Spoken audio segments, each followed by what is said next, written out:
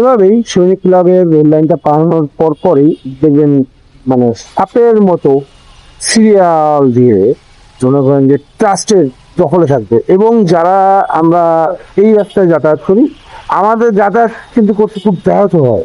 এরা এই যে রাস্তা ব্লক করে যাত্রী নামাবে, তারপরে এদের যে আবার ধরুন যে একটা বাস থাকবে, মানে একটা পিছনে বললো, এদের দুইজনের মধ্যে ক্যাসাল থাকবে। এইরকম ঝামেলা করতে গিয়ে পুরো রাস্তার মোড়টা ব্লক করে ফেলবে, এইখানেই শেষ না হয়। তারপরে দেখবেন যে এই যে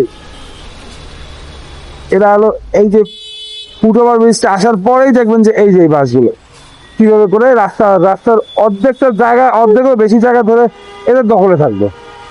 এই এই যে কথা কথা কিভাবে করে এই যে